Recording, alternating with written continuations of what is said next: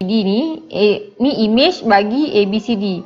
Ni ABCD. Ni nampak tak? Ni image dia.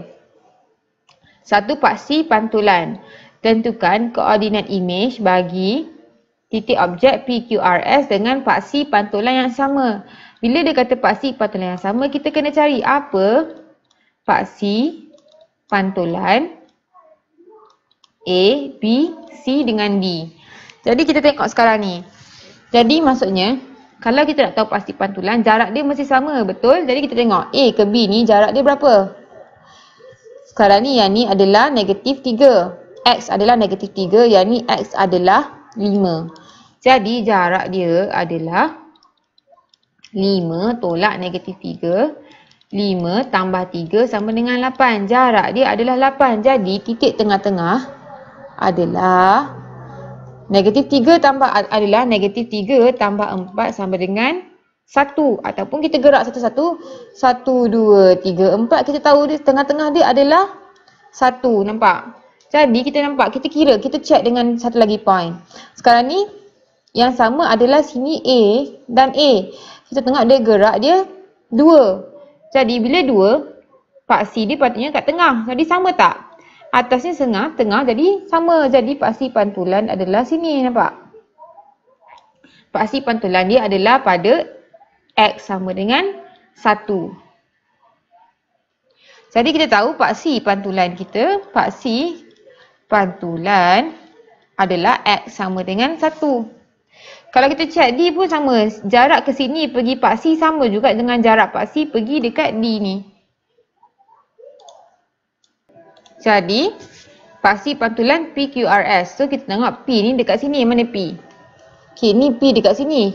Sekarang ni paksi pantulan kat sini. Kalau dia gerak 1, 2 ke sini, bila dia pantul, dia akan 1, 2 kat sini. Sini adalah P image.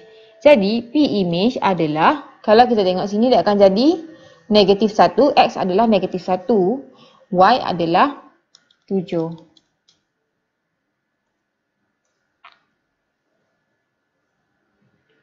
Okay. Q pula, image ada Q. Q kat sini, nampak? Jadi, ni adalah paksi pantulan. Bila paksi pantulan straight macam ni, dia akan patah dekat sama. Nampak? Jadi, jarak dia kita tengok sini adalah 1. Sama ada kita kira satu-satu ataupun kita boleh kira sendiri. Okey, sekarang ni paksi X sama dengan 1. Jarak daripada X ni, daripada sini kepada sini adalah 6 tolak 1 sama dengan 5. X sama dengan 6 tolak 1 sama dengan 5. Ataupun kita boleh kira manual. Boleh juga sini. 1, 2, 3, 4, 5. Bila sini 5, maksudnya dia akan pantul 5 ke kiri. Pantul. Ataupun tengok image sama dengan, kita kira pun boleh. Ni 1 kan? 1. Bila gerak ke 5, maksudnya tolak 5. 1 tolak 5 sama dengan negatif 4. Jadi sama juga kalau kita cuba kira dekat sini pun kita akan dapat 1, 2, 3, 4, 5 di mana kita akan dapat negatif 4. Jadi kita akan dapat sini, titik dekat sini image maksudnya kita dapat negatif 4, X negatif 4 dan Y adalah sama. Y tak berubah, jadi Y dia masih lagi negatif 2. Okey, sekarang ni R pula. Sekarang ni kita tengok R dekat sini. Jadi R ni ada dua cara. Kalau kita nak kira sekarang ni kan R ni kita nampak R adalah negatif 4 dan apa ni? Negatif 3. Jadi kita tahu kalau translasi ni gerak jarak yang kalau kita tahu pantulan ni dia akan gerak jarak yang sama daripada paksi pantulan. Jadi nak tahu jarak, kita boleh kira terus ataupun kita nak lukis kat sini pun boleh. Kalau kita tengok sini 1 kan, X sama dengan 1, betul? Jadi jarak daripada 1 dengan negatif 4 ni jarak sama dengan 1 tolak dengan, ni adalah negatif 3. Tolak dengan negatif 3, kita akan dapat 1 tolak negatif 3 dapat 1 tambah 3 sama dengan 4. Jadi kita tahu jarak dia adalah 4. Bila kita tahu jarak adalah 4, jadi kalau nak tahu titik baru X bagi R, sama juga dengan 1 tambah dengan jarak dia adalah 4. Jadi kita akan dapat 5. Jadi titik baru R adalah 5, negatif 3. Nampak? R adalah, image adalah 5 dan negatif 3. Nak kira manual pun boleh. 1, 2, 3, 4. So dapatlah 4. Kita tahu bila pantul pun 4 juga. Jadi 1, 2, 3, 4. Dapat juga R. Jadi last kali S. S, image S. So sekarang S kat sini. Oh ni lagi jauh. Jauh tolak pun boleh. Okey, sekarang ni nak tahu jarak dia daripada S pergi ke sini. Kira manual boleh. Kira terus boleh. Jadi kita tahu sini 1. Jarak daripada X ikut 1. Dengan jarak kepada X sama dengan negatif 6. Kita boleh tolak je. Jadi jarak dia sama dengan.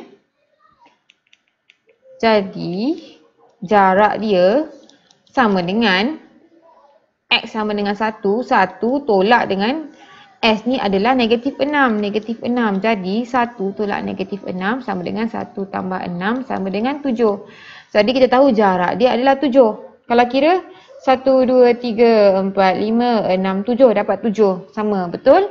Dan kita tahu bila pantul tepi dia akan gerak 7 juga. Di mana bila pantul dia akan jadi, X dia akan jadi 1 tambah 7. Kita akan jadi 8. Jadi 8 dekat, nampak tak 8. Y dia sama je. Nampak tak? Sebab dia pantul garis lurus. Jadi dia akan dapat kat sini. Di sini adalah 8. Saya nak bawah ni 8. Y tak berubah. Jadi Y akan masih di sini kan. Y dia kat sini. 7. Jadi dia akan jadi 8, 7.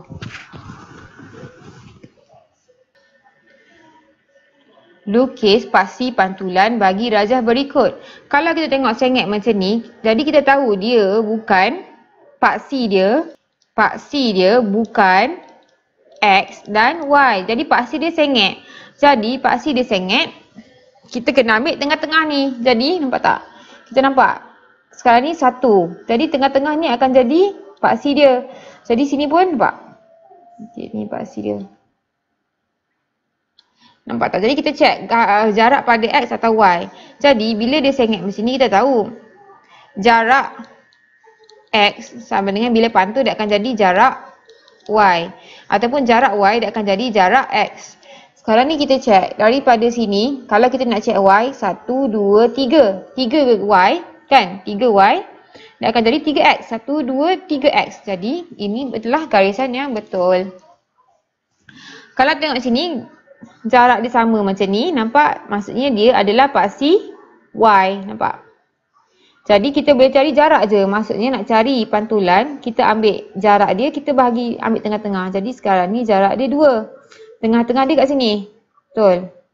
Nak pastikan kita cek dengan lagi satu. Sini pula jarak dia 1, 2, 3. Jadi patutnya lepas pantul, sini akan dapat 3 juga. 1, 2, 3. Di mana ianya adalah betul. Jadi ini adalah paksi pantulan dia.